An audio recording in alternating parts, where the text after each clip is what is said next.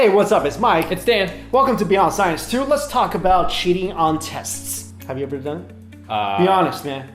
No, never done it. Really? I did little ones, like I did try to look over my shoulder, but Yeah. I don't really count that as like severe cheating. Yo, so there's a degree for you. Cheating is cheating, my friend.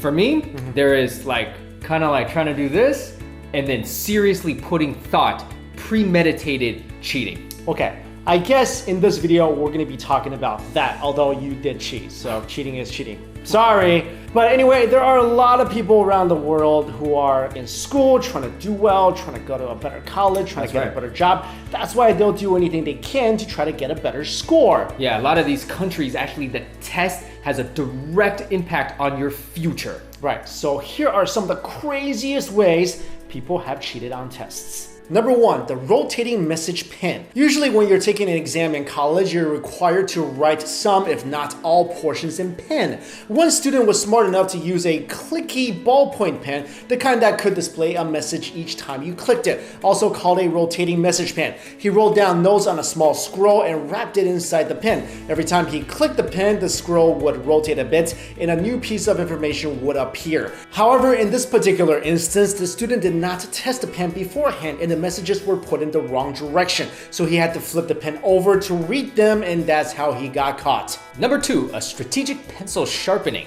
Another crazy instance of cheating involved teamwork. One student would raise his hand and ask for help with a specific problem, saying, "I have a question about number 12, and the teacher would go over to help. Every time a student asked the question, about 20 to 30 seconds later, another student would use his pencil sharpener and would sharpen either once for the answer A, twice for B, 3 times for C, and 4 times for D. This way, all the other students who were part of the scheme knew what the answers were to that specific question. Next, writing on the window.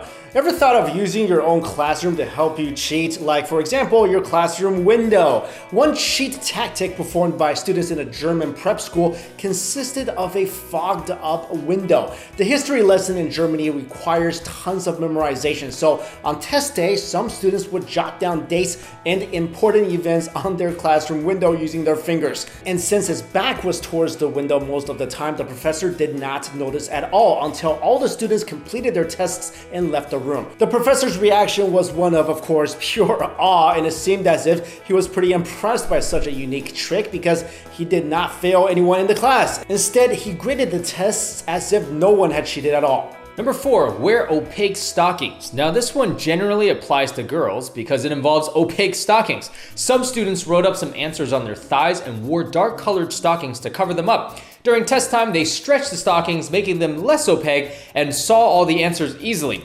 What makes the trick effective is that it is also risky to investigate. A professor might check a student's pockets or arms for notes, but he probably wouldn't think of asking a student to remove their stockings. Number 5, secret headphones. When most people think of cheating, they think of writing the answers down somewhere and reading off it. But apparently, one student figured out that you could use audio instead. A girl recorded information on a MP3 player and ran the headphone cord up her back under her shirt. This way, it came out from the back of her collar, then over her ear. She then concealed the earbud with her hair. And to make it even more unnoticeable, she used flesh-covered headphones. Number 6, receiving answers through smartwatches. If you have parents that encourage and even want to help you cheat, then you can probably use this method. The first thing you will need is some kind of smartwatch that resembles a regular watch. After that, you will need to take photos of the questions you are stuck on and make sure that your watch auto syncs with your phone, which is probably stored in your bag in front of the room. Now your phone also needs to be able to auto Dropbox the photo that your smartwatch sent,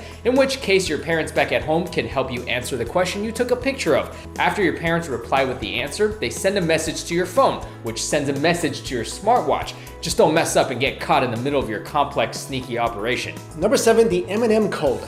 This next one here is a delicious trick. It involves M&Ms. You would also need a partner to pull this one off. In order for this to work, 2 students need to both have M&Ms. Whenever one student has a question, he would signal the other student, and that student would eat the M&M color that represented a certain multiple choice letter. Of course, this may work fine until you run out of M&Ms of a certain color or you start feeling sick. Number 8, program the calculator. A lot of people are required to buy an advanced calculator like the TI-83 for their math classes. Before finals, students have to clear all of the programs and information on the calculators to prevent them from using saved information from the calculator. The thing is, you can actually write a program that brings up the RAM cleared message, but it doesn't actually clear anything. Some students actually did this and used all the notes and cheats they've put in on their calculators with ease, because none of the information was actually deleted. Now, where do you find a program that brings up a fake deleted message sign? You'll have to do your own research for that one. So here are some crazy methods that people have actually used to cheat on tests. I'll tell you this, I've done the graphing calculator thing before. I mean the TI whatever. But not in the way that we described here. Okay, well, my teacher actually, he forced us to do it. Yeah. We were going to take the AP test. This was our calc teacher. He told us, he said, everybody is allowed to have 2 graphing calculators. So make sure you type all the formulas, all the notes in one of them, and the other one you use for the actual, graphing or whatever the heck. Nice. Yeah. I feel like it's kind of silly to memorize all of those theorems. Have you ever used it ever since school? That's what I'm saying. So they should just let you walk in with that stuff. I had never walked up to, like, let's say I'm trying to break off a branch and be like, you know what, the 90-degree angle of that, and if I do the trajectory of, like, come on. Exactly. Just break the branch. I'll tell you, the one on here that I was actually pretty impressed with is the pen one. Now, that one doesn't sound very, advanced, but if you think about it, right? No one, like, hiding a message in a pen, but the pen, here's the thing, it's got to have that clear screen. So you could actually just, like, message 1, message 2. I think that you would get away with more than any of the other things. You know what you can do in the future? What's that? Google Glass or Google Contacts. Think about it. Google Contacts. No one, whatever contacts. Right. Contacts in general. Yeah. Because the Google glasses, that'll get you caught, because there was this whole hoopla, this like ring of cheating that I think happened in Thailand. Yep. Yeah, which involved glasses and smartphones. Yeah. So, but you know what? These days, I can see why in China, like, they go through so much length to prevent cheating, right? Basically, you can't even wear bras in China, because people were cheating, writing information. I hope they take, or putting tests things, separately by gender then. Yeah. I don't know. But anyway, let us know if you have ever used any of these methods for cheating, and let us know your bright idea if you want to cheat on a test. But don't do it though, because that's not what we're promoting. Yeah. Honesty. But according to him, looking over your shoulder is fine. It's kind of like a white lie, right? Is it really gonna hurt anyone? You know what I'm saying? Oh, and if you do cheat, guys, don't tell them that you saw a video about us telling you ways to cheat, okay? Don't tell your parents we're not promoting anything. We're not promoting We're just raising awareness. Thanks for watching. Bye.